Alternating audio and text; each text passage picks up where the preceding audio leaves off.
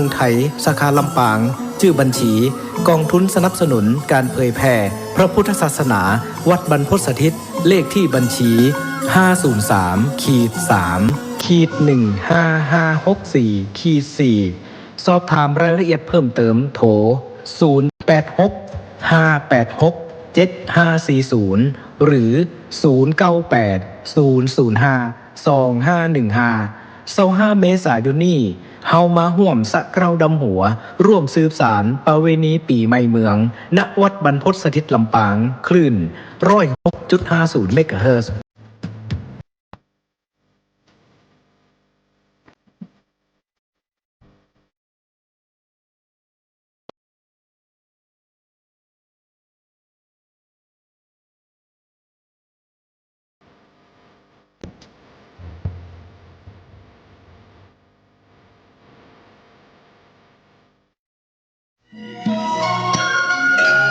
ข่าวสารเพื่อการประชาสัมพันธ์ขอเชิญร่วมงานบุญมุทิตาจิตอา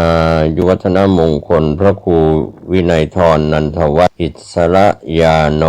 ผู้ช่วยเจ้าวาดวัดดอนตันอำเภอแม่ริมจังหวัดเชียงใหม่ฉลองสมโภชครบรอบวัดดอนตัน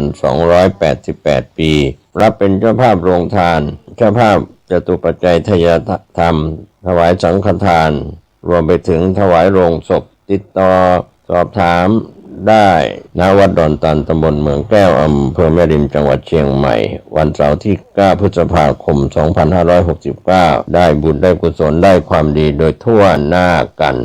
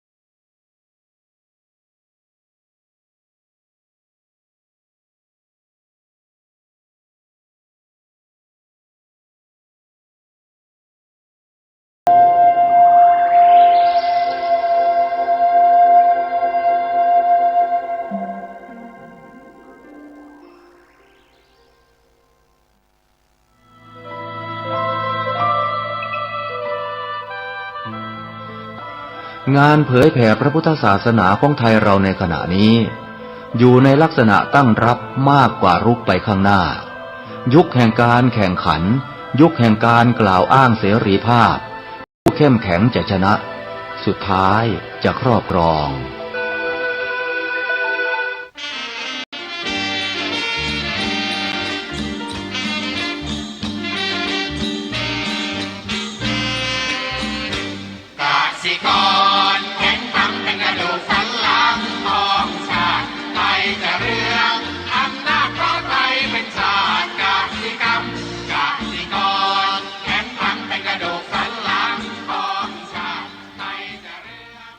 รายการต่อจากนี้ไป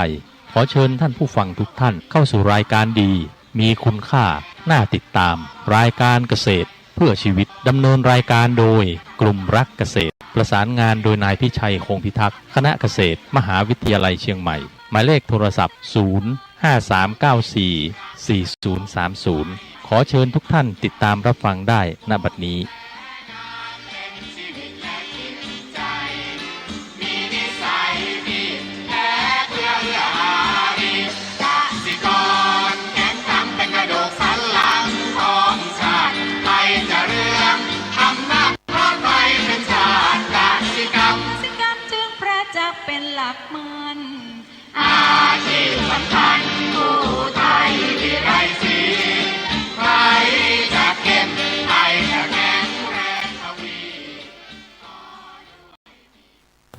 สวัสดีครับท่านผู้ฟังพบกับรายการเกษตรเพื่อชีวิตสำหรับวันนี้เสนอเรื่องการปรับตัวทางธุรกิจภายใต้กระแสความเปลี่ยนแปลงก่อนเข้าสู่รายการก็มีธรรมะมาฝากท่านผู้ฟังเป็น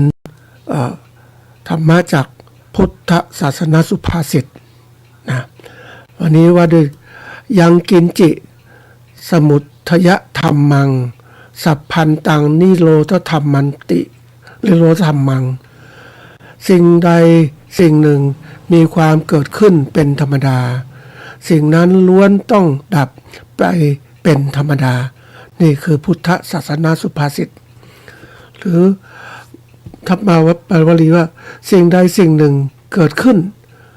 นะก็สิ่งนั้นทั้งหมดล้วนมีความดับไปเป็นธรรมดานะอันนี้พระพุทธศาสนาที่สอนเรื่องความไม่เที่ยงนะคืออนิจจังของสรรพสิ่งความหมายโดยสรุปคือ1. ความจริงของโลกทุกสิ่งทุกอย่างไม่ว่าจะเป็นรูปธรรมนะคือสิ่งของหรือร่างกายหรือนามธรรมคือความคิดความรู้สึกเมื่อมีเหตุปัจจัยให้เกิดขึ้นแล้วมันย่อมต้องเสื่อมสลายหรือดับลงในที่สุดนะอันที่สองเนี่ยเป็นเรื่องปกติก็คือว่าเป็นธรรมดาของสังขารไม่สามารถฝืนได้มันก็เป็นไปตามสังขารนี่แหละอันที่สามหลักธรรมข้อนี้สอนให้เห็นความจริงเพื่อให้ไม่ยึดติดในสิ่งที่เกิดขึ้นมาไม่ว่าจะเป็นความสุขทรัพย์สินร่างกายนะเพราะว่าทำให้ต้องรู้ไม่ยึดติดแล้วทำให้ปล่อยวางได้ง่ายขึ้นเมื่อสิ่งเหล่านั้นดับไปนะคือถ้าปล่อยวางก็คือความทุกข์ความพัดพรากความแก่ความตายนะคือถ้าเราไปยึดเนี่ยมันพวกนี้มันก็แน่นอนว่ามันยึดทุกข์ยึดการพัดพรากยึดการแก่การตายมันทุกข์ถ้าเรายึดนะแต่เราต้องรู้จักปล่อยวางแล้วมันเข้าใจได้อันนี้เป็นเหตุปัจจัยท่านผู้ฟังเพราะฉะนั้นที่ว่ายังกินจิสมุทยธรรมัง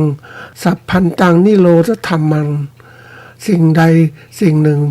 มีความเกิดขึ้นเป็นธรรมดาสิ่งนั้นล้วนต้องดับไปเป็นธรรมดาอันนี้เข้าใจแล้วก็นะเราก็ต้องคิดทีนี้เรามาประยุกต์ใช้นะประยุกต์ใช้ไม่ว่าเมื่อกี้ความคิดความจริงของโลกอะไรต่างๆหรืออะไรต่างๆเหล่านี้นี่มันประยุกต์ใช้ส่วนหนึ่งก็คือในแง่ของความเปลี่ยนแปลงต่างๆในทางที่เราต้องเผชิญเนี่ยคือในแง่เศรษฐกิจสังคมการเมืองการปกครองหรือธุรกิจของเราเองต้องเจอแน่นอนอันนี้ทุกอย่างเนี่ยบางทีที่บอกว่ามันยึดถือไปโดยไม่พิจารณาเนี่ยมันก็กลายเป็นติดกับสิ่งเหล่านี้ก็สร้างความทุกข์ให้เกิดขึ้นปัญหาต่างๆเกิดขึ้นทีนี้เราเองถ้าเราพูดถึงเราจะแก้ปัญหาอย่างไรนี่พูดถึงในแง่ของการเมื่อเกิดการเปลี่ยนแปลงทางธุรกิจเกิดขึ้นเนี่ยนะเราก็ต้องมีการปรับตัวในความหมายของหัวข้อนี้คือการปรับตัวทางธุรกิจนะการปรับตัวทางธุรกิจหมายถึงความสามารถขององค์กรในการตรวจจับสัญญาณเปลี่ยนแปลงปรับแต่งทรัพยากรและพัฒนารูปแบบธุรกิจใหม่เพื่อตอบสนองต่อปัจจัยภายนอกเช่นเทคโนโลยีเศรษฐกิจหรือพฤติกรรมลูกค้าในบริบทที่ไทยเผชิญนะคือโลกของเจริญทั้งเรื่อง globalization นะแล้วก็ปัญหาต่างๆที่เกิดขึ้นนะโลกาภิวัตน์ในตัวที่ทำให้เกิดปัญหามากมายทีเดียวนี่การปรับตัวเนี่ยเราก็ต้องเข้าใจนะปรับตัวมันเป็นกระบวนการที่เราต้องเปลี่ยนแปลง โครงสร้างกระบวนการทำงานหรือระบบความท้าทายสิ่งแวดล้อมต่างๆซึ่งมันมีมากมายทีเดียวเลยนะเราทำธุรกิจหรือทำอะไรแล้วแต่ส่วนใหญ่แล้วเนี่ยเรามักจะไม่ค่อยใส่ใจกับการเปลี่ยนแปลงรูปแบบอื่นๆเพราะว่าเราก็คิดว่าเราก็มองไปธรรมดาท่านผู้ฟังบางทีเพราะว่าเราไปจมอยู่กับอะไรรู้ไหมจมอยู่ในการทำงานของเรามันก็เหมือนกับคนเราเนี่ยอันนี้พูดถึงการดำนาเนาะเวลาดำนาเราก็ก้มหน้าก้มตาดำนาของเราในการงานหยิบกล้ามาปักดำต่างๆเราก้มหน้าอย่างเงี้ยปวดหลังไปหมดนะท่านผู้ฟังไม่ได้มีโอกาสมองไปข้างหน้าหรือมองดูท้องฟ้าเลยเพราะว่ามันต้องทำให้เสร็จนี่คืออะไรนี่คือการประกอบการเกษตรของเราที่เรียกหลังสู่ฟ้าหน้าสู่ดินก็ทำอย่างนี้แหละอันนี้คือปกติทั่วไปแต่ถ้าเรามีการพิจารณาในแง่ของธุรกิจเนี่ยนะที่เรามองเป็นตัวสำคัญนะท่านผู้ฟังธุรกิจคือกิจการที่ทำเป็นที่จะให้เกิดประโยชน์เป็นกำไรเกิดขึ้น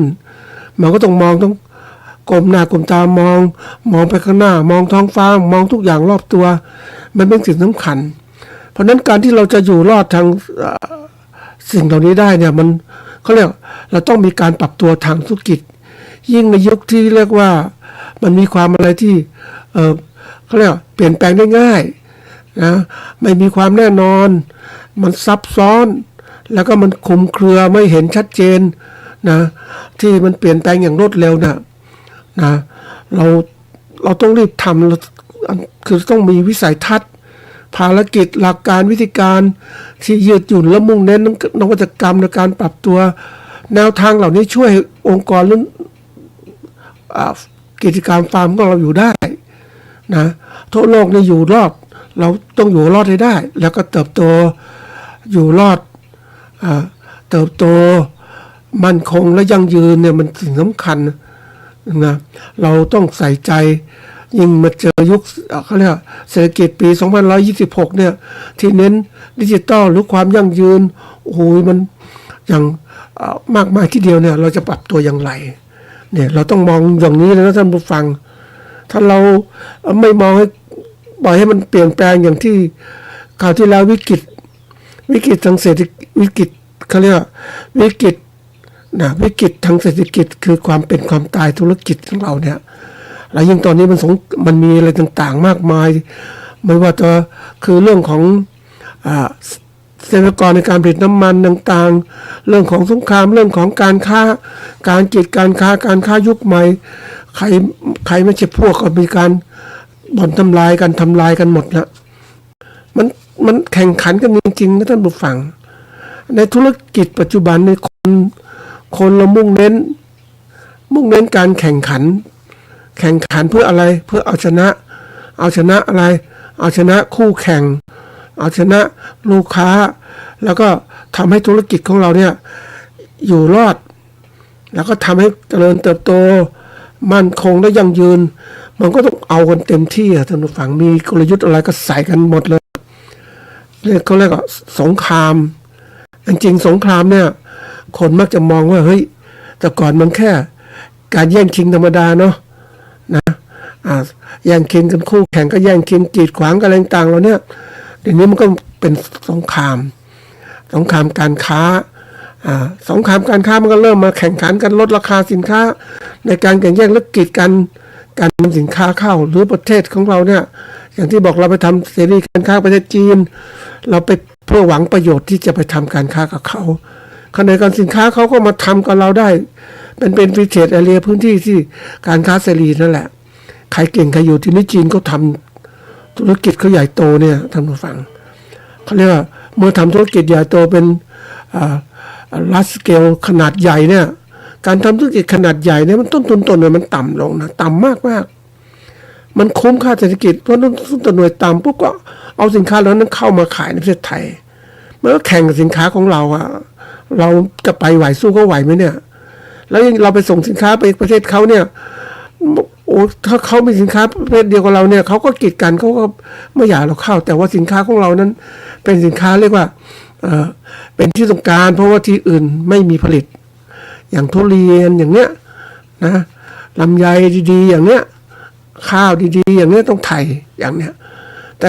เขาก็เอาเข้าไปมันก็ทำให้รู้สึกเราได้เปรียบทางการค้าแต่ที่ไหนได้เขาเก่งกว่านั้นเขารู้ว่าเฮ้ยทำอย่างนี้เนี่ยก็ให้เราได้กำไรมากไหมเอาเขาผลิตเองเลยผลิตเองไม่ได้ยังไม่ได้ดีเขาก็มาทำการเป็นพ่อค้าคนกลางผูกขาดการซื้อสินค้าเกษตรทั้งหมดเลย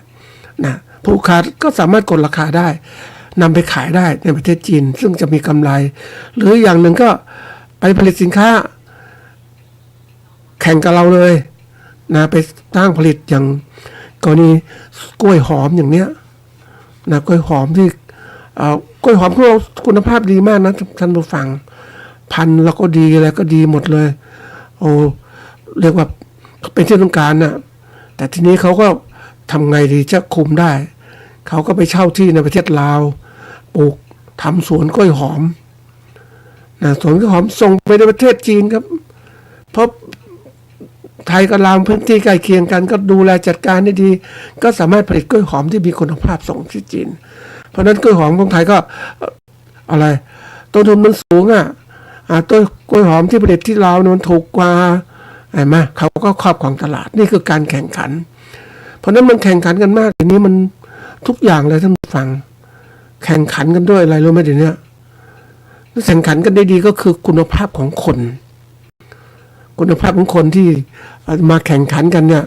เขาก็ฝึกคนไปแข่งขันจริงๆมันก็เหมือนสงครามมันท่านผู้ฟังนักรบต้องฝึกถึงเอาชนะฆ่าศึกศัตรูได้การเกษตรของเราธุรกิจเกษตรเราต้องฝึกที่คนที่ไปทำเกษตรต้องเก่งมีความรู้ความสามารถเขาต้องเน้นธุรกิจต่างๆมากมายแล้วเรานี่เราก็ไม่ได้เน้นเราท่านผู้ฟังเราผลิตแบบเขาเรียกอะไรธรรมดานะท่านผู้ฟังไม่ได้คิดอะไรมากมายแต่เราไปเจอคู่แข่งที่เขาคิดกันมากเขาเก่งวันนี้จีนก็เก่งมากในการลุยธุรกิจนะหลังจากที่ประเทศอเมริกาขึ้นภาษีสินค้าจีนนะจีนก็ทำงานดีคนเขาก็เยอะเขาก็ส่งคนออกมาทำธุรกิจข้างนอกอีกเป็นอะไรที่มันเขาเรียกว่าไม่ธรรมดา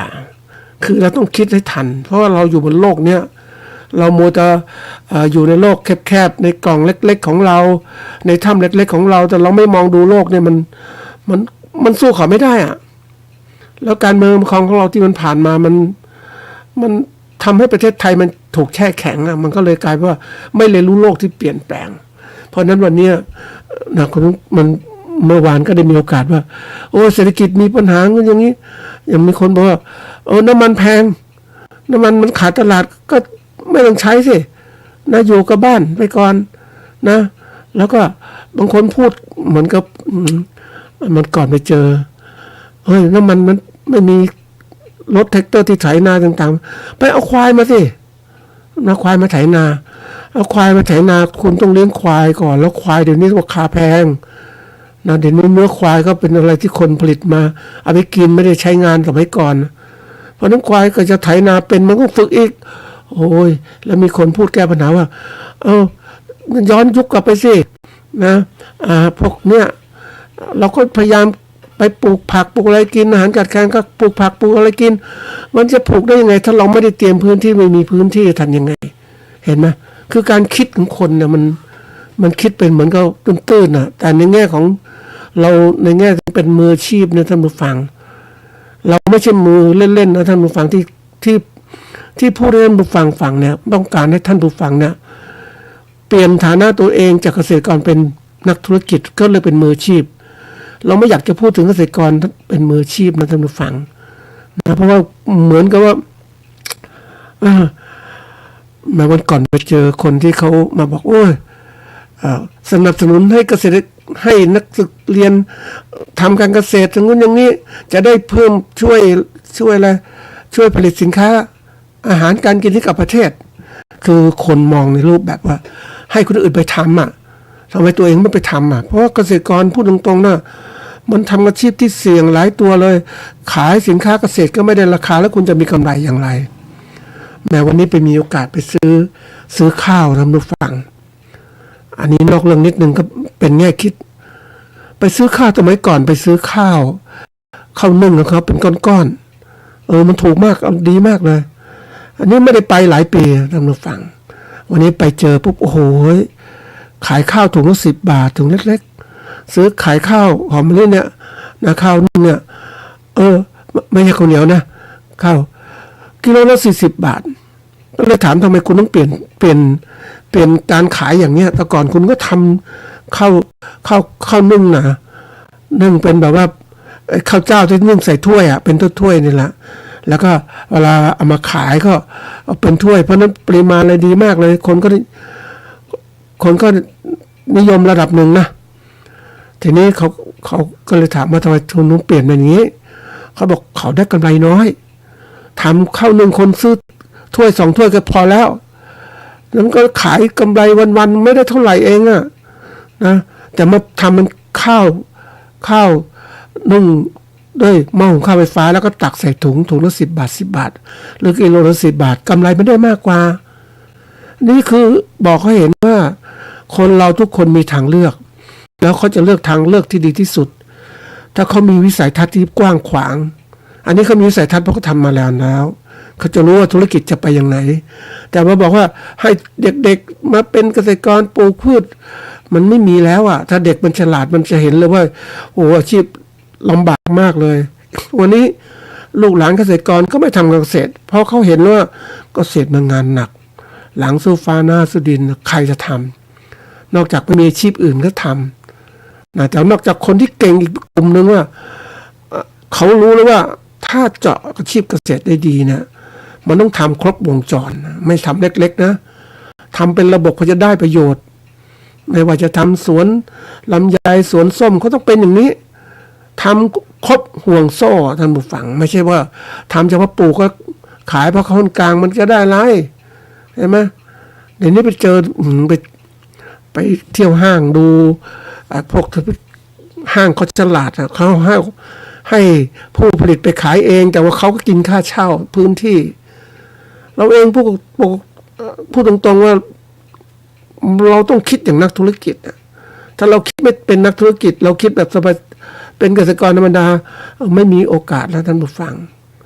นะเดี๋ยวนี้บางยิ่งภาวะเศรษฐกิจแบบนี้คนบอกว่าเศรษฐกิจแบบนี้มันไม่ได้ทำการงานก็ไม่ได้ไม่มีงานทำนะกลับไปทำการเกษตรพื้นที่เกษตรก็ไม่มีปัจจัยเกษตรก็แพงหลายตัวราคาสูงขึ้นแล้วขายสินค้าเกษตรก็ไม่ได้ถูกพ่อค้ากดราคามันเป็นอะไรที่มันคนถ้าคิดไม่กว้างไม่เป็นระบบมันก็จะมองไม่เห็นนะ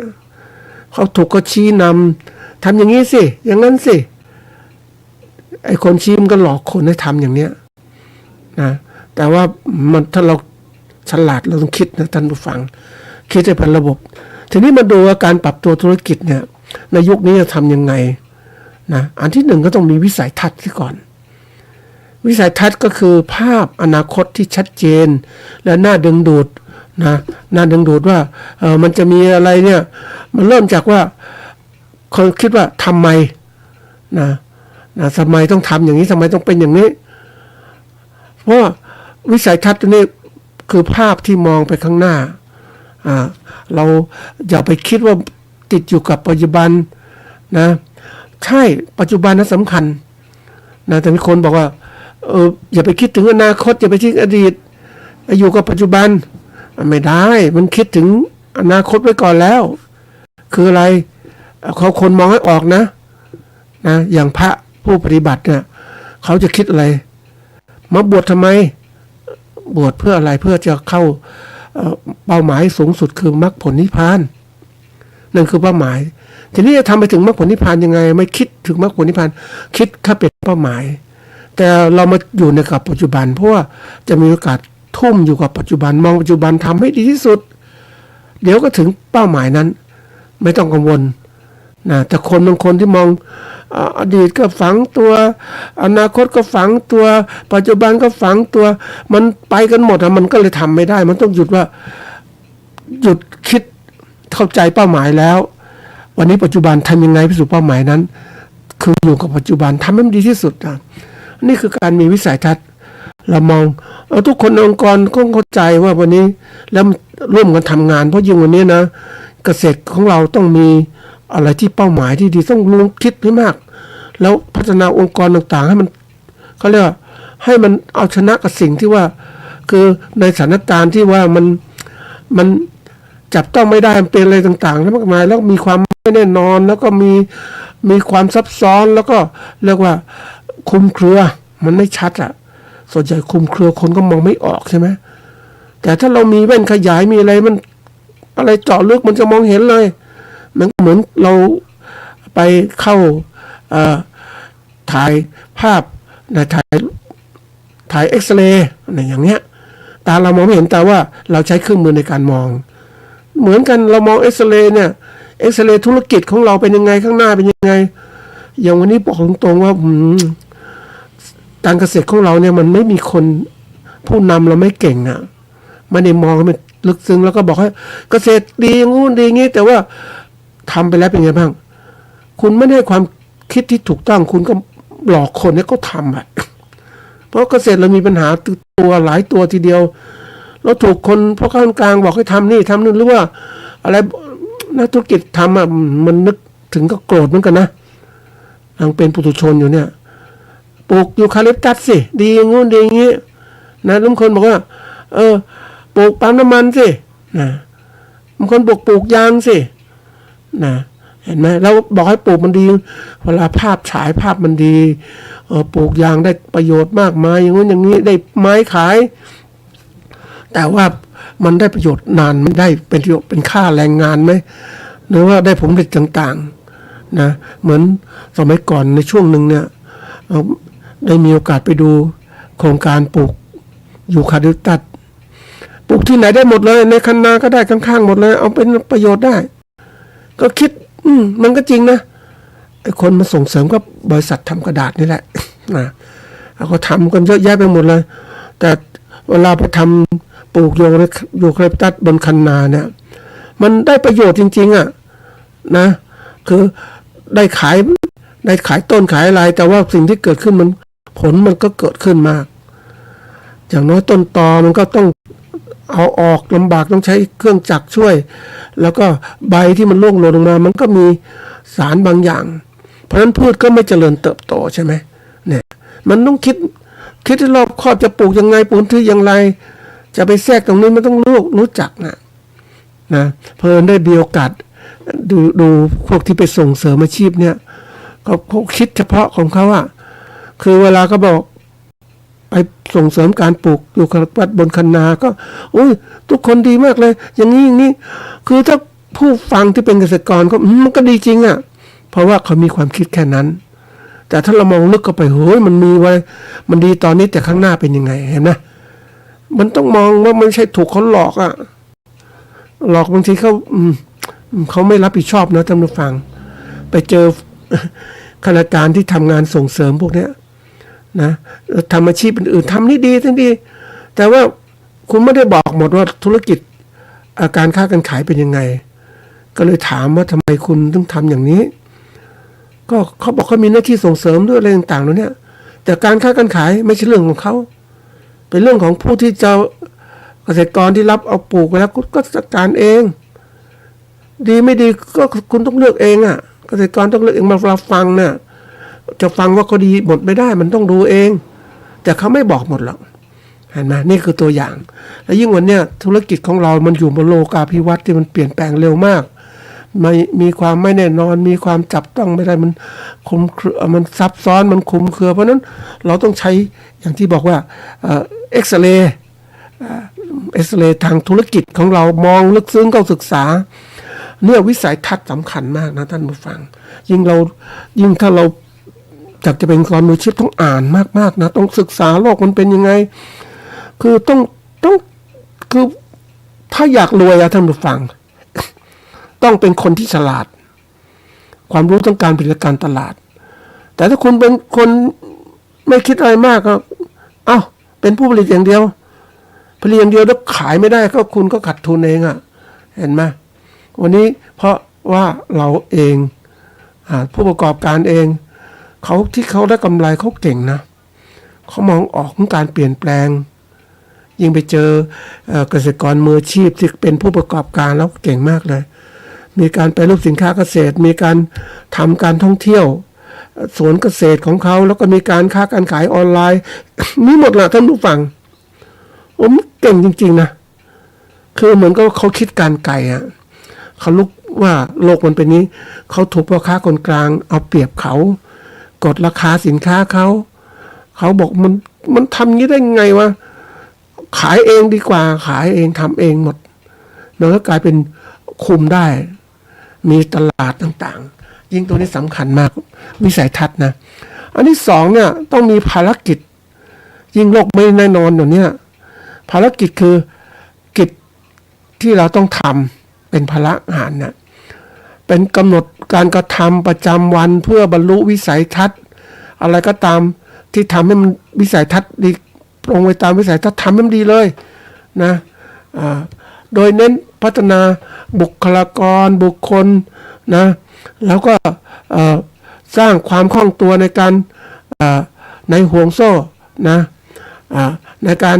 ขายการอุปทานต่างๆเนี่ยนะอุปสงค์อุปทานต้องทำให้มันหมด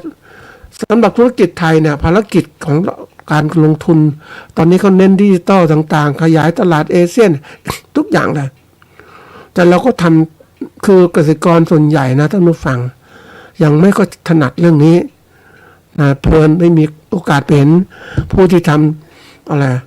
ทำเรื่องอาหารคือปกติเขาเปิดร้านอาหารธรรมดานะท่านผู้ฟังเปิดอาหารในโรงเรียนนั่นแหละค้าขายก็ช่วงโรงเรียนเปิดก็ค้าขายได้ดีโรงเรียนปิดก็ลำบากทีนี้เขาก็ทำมันวันนึงทำรอทำค้าขายอาหารให้กับนักเรียนมันก็แค่นั้นมันตลาดมันแคบเขาก็เลยทำแบบที่ว่าเปิดออนไลน์สั่งคนสั่งสินค้าออนไลน์วะเนี่ยเขาก็จัดนะเดี๋ยวนี้ระบบนี้มันใช้มากจริงๆปรากฏทำได้นะท่านผู้ฟังทำให้เขาสามารถมีงานขายอาหารตลอดเวลานะเพราะตลาดเขากว้างเขาไม่มีตลาดแค่นี้เขาค้าขายออนไลน์ค้าขายในออนไซต์ในโรงเรียนทำทุกอย่างทำให้เขาเนี่ยใช้เวลาที่คุ้มค่าที่สุดเลยคือว่าเช้าก็เริ่มทำธุรกิจละนะทำจะเช้ายันเย็นเหมือนโรงงานประจำเลยก็ดีมากแล้วผมดูแล้วใช้ได้เนี่ยนี่ภารกิจของเราเนี่ยอย่างวันนี้ภารกิจของเกษตรกรทั่วไปนะต้องเตรียมการต่างๆไว้เพราะว่าเราในโลกของการแข่งขันนะที่แข่งขันกับคู่แข่งที่มาผลิตสินค้าเหมือนกับเราขายแข่งเราแล้วก็ลูกค้าที่เปลี่ยนแปลงธุรกิจมีความคิดมีอะไรเขาฉลาดมากขึ้นนะยิ่งเข้าไปดูในระบบของแอปพลิเคชันของพวกการค้าออนไลน์เนี่ยโอ้ยโฆษณาทุกอย่างหมดเลยมันกลายเป็นห้างใหญ่ๆนะท่านผู้ฟัง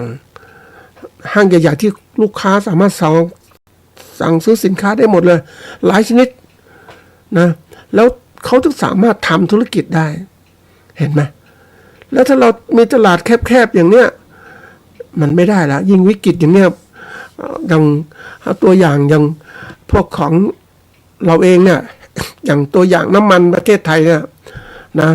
เราซื้อกับผูกขาดในประเทศที่ขายถูกที่สุดอย่างเงี้ยเราไม่เคยคิดที่หาทำซื้อน้ำมันจากที่อื่นบ้างสำรองไว้เกิดฉุกเฉินบ้างอะไรบ้างต้องมีนี่คือเราดูวัตถุดิบนะในการที่จะเป็นปัจจัยในการผลิตของเราต้องพยายามหาหลายๆแหล่งสำรองไว้แล้วตลาดก็เหมือนกันอย่าไปหวังทางเดียวตลาดต้องทำหลายๆทางเปิดช่องทางเลือกของเรานะอันนี้เป็นตัวสำคัญภารกิจแล้วหลักการกว้างๆเนี่ยหลักการสำคัญคือเราทำธุรกิจของเราเนี่ยต้องมีความคล่องตัวเปลี่ยนแปลงคล่องตัวไวทำงานไวอันนี้หนึ่งทำคล่องตัวสองทำงานไวนะ 1อันนี้2นี่เรียนรู้ต่อเนื่อง เรียนรู้อย่างต่อเนื่องเวลาและทุกอย่าง แล้วพยายามใช้นวัตกรรมต่างๆมาใช้ แล้วก็อย่าติดบางคนมันคิดอยู่ว่าคิดแค่ในกรอบแค่เนี้ย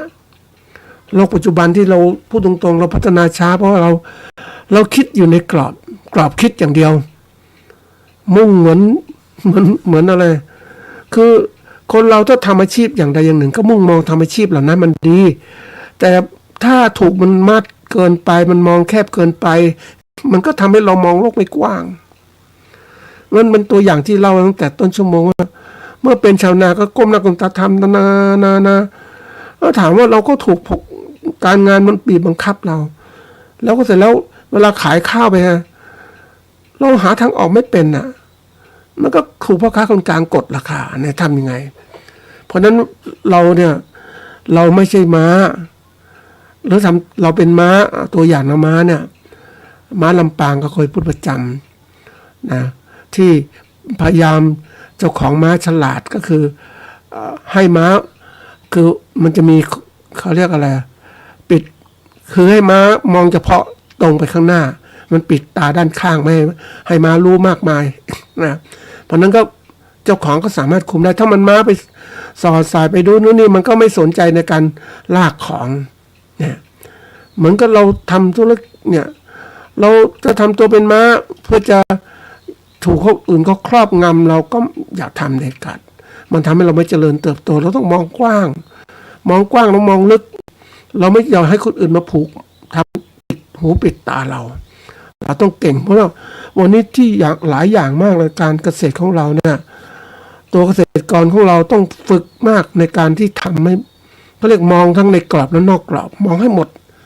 แล้วความรู้ที่ต่างๆเนี่ยมันไม่พอท่านผู้ฟังนะความรู้ที่เราคิดว่ามันพอเนี่ยใช่มันพอ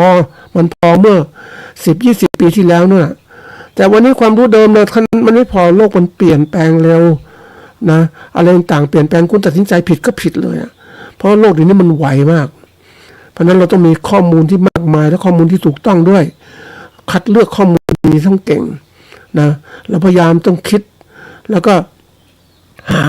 หาสิ่งที่แน่นอนมองนะแล้วก็การกระทำของเราเนี่ยเขาเรียกว่าปกติคนเราชอบรับนะคือเขาเรียกอะไรรับเฉพาะที่จะเป็นปัญหาเขาเรียกทำงานแบบเชิงรับอ่ะนะแต่ในยุคใหม่ก็ทำงานเชิงลุกมองไปข้างหน้าอะไรต่างๆที่จะเปลี่ยนแปลงปรับตัวนะเปลี่ยนแปลงธุรกิจของเราต้องทำมากนะมันต้องอยู่รอดนะงั้นเราไม่อยู่ไม่รอดหรอกท่านผู้ฟังเราอยู่ไปชีวิตไปวันๆนึงเนี่ยถ้าพูดถึงตามหลักนะมันก็น่ามันคือเราไม่รู้อ่ะเราก็ใช้ชีวิตไปวันๆนึงแต่ถ้าเรารู้ปุ๊บเราอยู่อย่างนี้ไม่ได้ต้องทำงานมันมีเรื่องจริงนะท่านผู้ฟังคนเราถ้ามันคิดถึงใช้ชีวิตไปวันๆอย่างสนุกสนานเนี่ยเราก็คิดว่าทำได้แค่นี้ก็พอแล้วไม่ต้องคิดอะไรมากมายทำไปเถอะแต่ลืมว่าคุณทำแค่นี้นั่นคือทำงานแบบเชิงเขาเรียกกระตือรือร้นเชิงรับอ่ะอยู่กับที่ไม่ต้องเปลี่ยนแปลงแก้ไขเดี๋ยวนี้ต้องเปลี่ยนเชิงลุกมองไปอีกจะทำไงข้างหน้า2-3 ปีข้างหน้าเราจะเปลี่ยนแปลงมันต้องคิดมากน้ำกันนะเหมือนเราเองอ่ะนึกถึง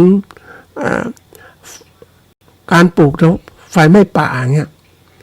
นะทำไมไฟไหม้ป่านะเพราะว่าคนไปจุดไฟเผาป่านะเผาตัวหนึ่งมันก็ลามมาเรื่อยทีนี้ไอ้เจ้าของบ้านอยู่ห่างจากป่าไม่มากมันก็ติดป่านั่นแหละแต่นี้ไม่สนใจมันไม่มาแล้วนะคือไม่เตรียมการต่างๆเพราะว่ามันไม่คิดว่าเอาแค่ไฟป่ายังไม่ถึงนี่ยังไงนะก็ปล่อยป่าละเลยที่ไหนได้ไฟมันไหม้จริงไฟนี่มันโหมเวลามันลุกนะท่านผู้ฟังมันโหมมันร่วมแรงด้วยมันก็เปลวไฟก็อะไรเชื้อเพลิงก็ปลิวมามันติดบนหลังคาหมดติดนู่นนี่ไปหมดเลยเนี่ยนี่คือเชิงรับมันไม่ทันแต่เชิงลุกนี่หมายความไงลุกไปเลยตรงไหนจะเป็นเขาเรียกทำแนวกันไฟ นะในสมัยหนึ่งเคยไปทำแนวกันไฟป่ามันเยอะ ชาวบ้านนี่คิดแค่จุดอันไหนรกก็จุดไฟเผาอะท่านผู้ฟังเพราะว่าอะไรก็คิดมันธรรมดาไม่คิดอะไรมันรกลุงลังก็เผามันเสียให้มันดูง่ายขึ้นทำงานเกษตรได้ง่ายขึ้นอันนี้มันก็ลามไฟไหม้ป่าเยอะแยะไปหมดก็เคยไปทำแนวกันไฟไหม้ป่าโอ้โหมันต้องถากกว้างสักกี่เมตรนั่นคือตัวอย่างแต่มันยังกั้นไฟไม่ได้มากเพราะว่าไฟถ้าลมมันแรงๆมันก็พัดปลิวข้ามได้อีกนะยุคนี้ก็บอกว่าไปเห็นชาวบ้านที่แบบคิดตื้นๆอ่ะอยู่กับป่าใกล้ๆป่าไม่เลยจุดไฟเผามันเลยเพื่อไม่มีไฟไหม้ป่าจะเผาป่าซะก่อนละเมื่อเผาป่าไปแล้วไฟไม่มาแล้วเนี่ยเขาปลอดภัยไอ้คนคิดแบบนี้นะแต่สิ่งที่สูญเสียไปคือว่าป่าที่ถูกเผาไปเนี่ยมันกลายเป็นไม่เกิดประโยชน์อะไรเกิดขึ้นเลยสร้างมลภาวะที่เกิดขึ้นนี่คือคิดแบบตื้นๆนะท่านผู้ฟังคนเราคิดลึกเดี๋ยวนี้เขาบอกไม่เราปลูกพืชต่างๆอะไรเปลี่ยนแปลงถากเรื่องอะไรต่างๆเหล่านี้แล้วก็ปลูกพืชที่คุมดินไม่ให้มีไฟไม่ป่าดูแล้วต่างๆทั้งหมดจากพื้นที่เคยไปเห็นที่เขาทำจากที่พื้นที่มันว่างไปหมดไฟมันป่ามันลุมล้อมแล้วนะมันไหม้ไปหมดแล้วทุกปีแต่ก็มีคนที่ไปทำปลูกต้นไม้ยืนต้นให้เป็นป่าไปเป็นป่ามากเนี่ยมันคุมดินของมันนะแล้วยิ่งเป็นป่าดงดิบเนี่ยความชื้นมันสูงเนี่ยมันก็ไม่เกิดอะไรคือไฟเป็นเชื้อเพลิงในป่าเชื้อเพลิงก็คือมันไม่แห้งอ่ะใบไม้ต่างๆมันร่มรื่นเหมือนป่าดงดิบท่านผู้ฟังนะนี่คือตัวอย่างที่ยกมาว่าในโลกปัจจุบันเราต้องมองโลกอย่างเชิงลุกเชิงลับและเชิงลุกด้วยมันเป็นนะในแง่ของเราเองเนี่ยวิธีการปรับตัวนะท่านผู้ฟังก็ส่วนใหญ่พัฒนาทักษะตัวเองให้เก่งทุกเรื่องนะที่ทำได้เพราะว่าปัญหาต่างๆมันไม่เหมือนเดิมคิดเฉพาะเรื่องอย่างเดียวมันไม่ได้มันต้องคิดทุกเรื่องเพราะว่าปัญหามันซับซ้อนอย่างเราเองเราคิดว่ามองเกษตรแค่ปลูกพืชเลี้ยงสัตว์พันธุ์พืชพันธุ์สัตว์ตรงนี้มาว่าคิดแค่นั้นเราเองไม่ได้คิดว่ามันซับซ้อนการทำธุรกิจมันต้องเชื่อมโยงกับตลาดเปลี่ยนแปลงต่างๆทั้งหมดเลยแล้วยิ่งปัญหามันซับซ้อนปัจจุบันมันมากมายทีเดียวเลยแล้วมันเร็วอ่ะคุณคิดถูกแต่คุณทำช้ามันไม่ได้เหมือนกันคิดถูกต้องทำเร็วเปลี่ยนแปลงเร็วตลอดเวลานะเขาเรียกมีกลยุทธ์หลายอย่างมากมาช่วยต้องคิดและพยายามที่ว่าเศรษฐกิจต่างๆมันเปลี่ยนแปลงนะท่านผู้ฟังเดี๋ยวนี้เป็นเศรษฐกิจที่สร้างสรรค์นะการค้าเชิงสังคมแล้วก็อีโคโนมิกที่เรียกว่าหมุนเวียนตลอดเวลานะมันโอกาสที่มันหมุนเวียนมันซ้ำเดิมก็มีอีกแล้วมันเปลี่ยนแปลงซ้ำเดิมมันเร็วอ่ะนะเพราะนั้นการวางแผนต่างๆเนี่ยมันก็มีทั้งที่บอกทำเชิงลุกเอาวิเคราะห์จุดอ่อนจุดแข็งวิกฤตโอกาสของเราก็ปรับวิสัยทัศน์ให้มันทันตลาดทั้งหมดที่เปลี่ยนแปลง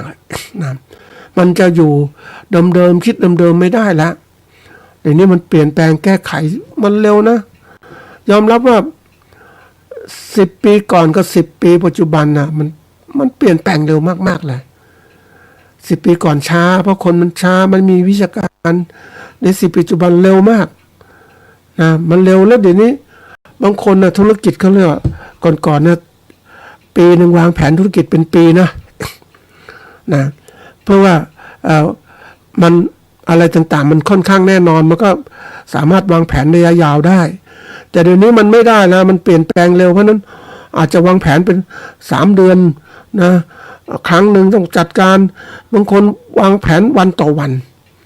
ถ้าอยากจะเอาตัวรอดต้องคิดให้มากที่สุดเพราะว่าโลกปัจจุบันมันไม่เหมือนเดิมแล้วท่านผู้ฟังเราอยู่ไงเพราะว่าถ้าเรา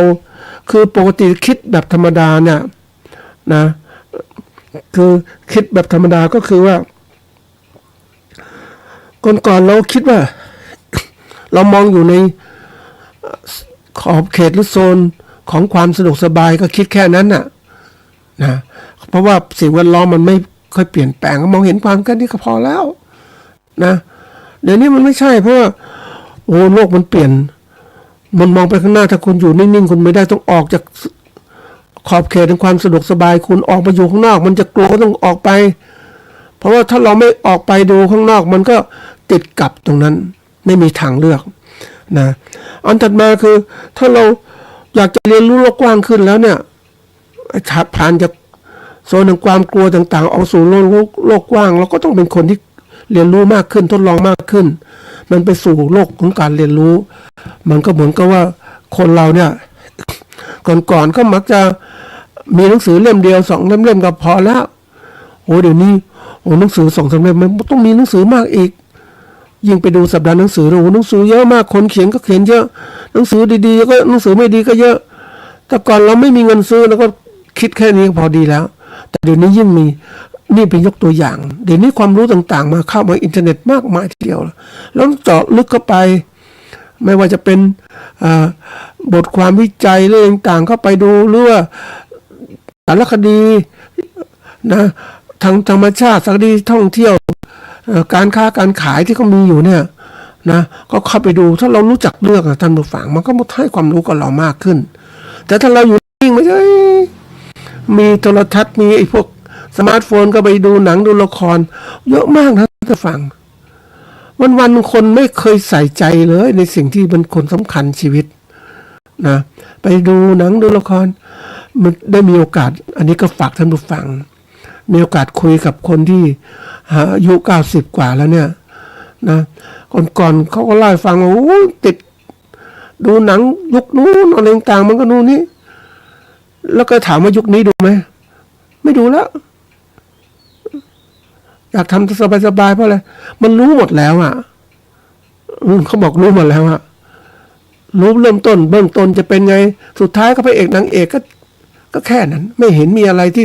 แปลกใหม่ถ้าเราดูอย่างนี้ตัวเขาบอกว่าตัวที่คิดอย่างนี้ได้คือความที่ว่าเก็บสาระสำคัญพอแล้วรู้หมดแล้ว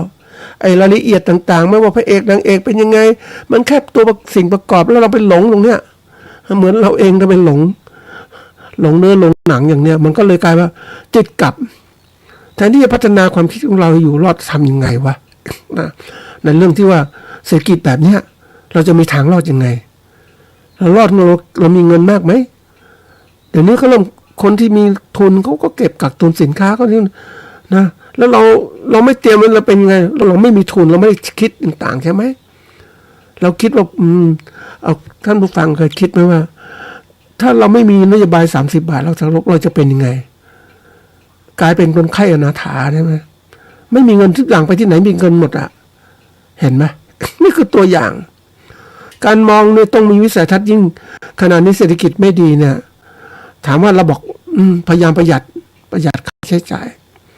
ประหยัดค่าใช้จ่ายต่างๆเพราะเราไม่มีเงินนะอะไรเกิดขึ้นร้านค้าก็ขายสินค้าไม่ได้ร้านไม่ได้ปุ๊บอะไรเกิดขึ้นภาษีก็ได้น้อยลงภาษีน้อยลงแล้วเอาเงินที่ไหนพัฒนาเนี่ยมันมีโอกาสที่สัมผัสกับ องค์การบริหารส่วนตำบลนะ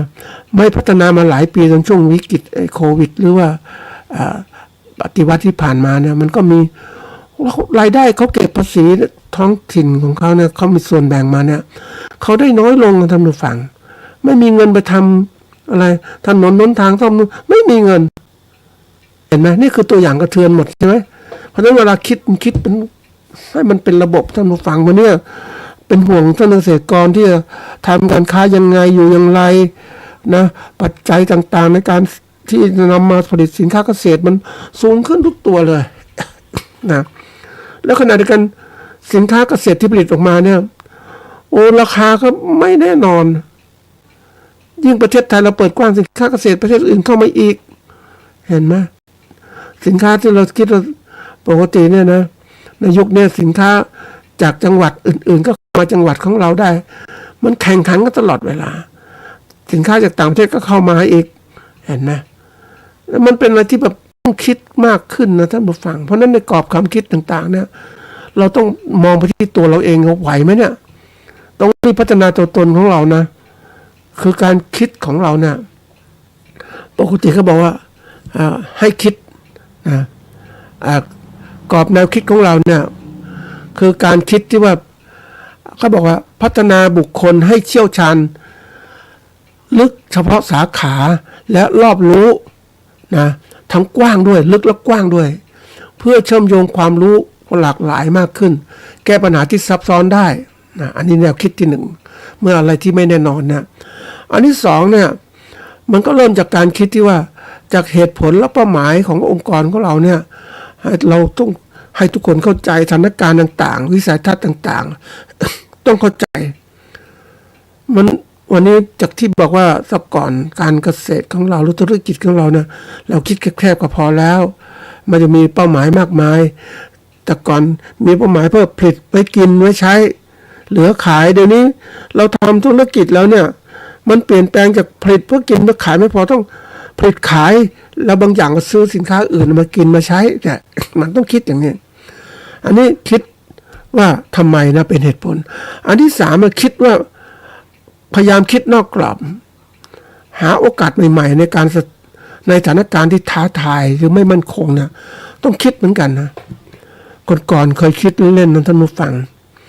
แต่ผ่านโลกมาเยอะเหมือนกันนะคือก่อนนี้เราทำหุงข้าวอย่างเงี้ยนะหุงข้าวเรามีเตาถ่านนะมีเตาฟืนเดี๋ยวนี้ก็พยายามอะไรถ้าฟืนไม่มีทำไงแล้วก็เผาฟืนเป็นถ่านมาเก็บไว้ในตัวอย่างนะแล้วเรามีเตาแก๊สอันนี้ก็เตาแก๊สมีถังแก๊สบรรจุแก๊สไว้เดี๋ยวนี้คิดน้ำมันเหมือนกันตัวก่อนก็คิดเฮ้ยน้ำมันขาดแคลนทำไงวะเดี๋ยวเราก็มีถัง200 ลิตรก็จะซื้อน้ำมันเก็บไว้นะอย่างน้อยนะเราก็มีกินมีใช้ของเราในยามที่ขาดแคลนแล้วก็ใช้ได้อาหารการกินก็ต้องเตรียมอันนี้คือตัวอย่างคิดพวกนี้แล้วก็ปรับปรุงเราต้องพัฒนาตัวสำคัญที่สุดเนี่ยที่บอกทั้งหมดเนี่ยในโลกที่ไม่แน่นอนเนี่ยคือพัฒนาตัวเราซะก่อนให้มันฉลาดขึ้นนะแล้วก็พัฒนาทีมงานให้เขาเรียกมีทักษะที่กว้างและลึกเข้ามากขึ้นมีกรอบแนวคิดเขาเรียกmindset ของแต่ละคนให้เป็นยังไงแล้วก็มีการออกแบบความคิดต่างๆสำหรับการแก้ปัญหาที่จะเผชิญข้างหน้านะแล้วกำหนดวิสัยทัศน์เพิ่มเติมตลอดเวลาเพราะว่าบางทีการมองเป้าหมายไม่ชัดเจนนะมันก็เป็นตัวหนึ่งที่เราทำให้คนแก้ปัญหาไม่ถูกต้องยังนึกถึงคนที่เขายากจนในปัจจุบันเนี่ยก็เพราะอะไรที่ผ่านมาเขามองเป้าหมายไม่ชัดเจนในการใช้ชีวิตของเราอย่างไรนะแต่ก่อนมีเงินก็ใช้กันเต็มที่พอแก่ชราแล้วไม่มีเงินทำยังไงเนี่ยมันเป็นปัจจุบันแล้วก็พยายามที่คิดให้มันกว้างขึ้นหาโอกาสมากขึ้น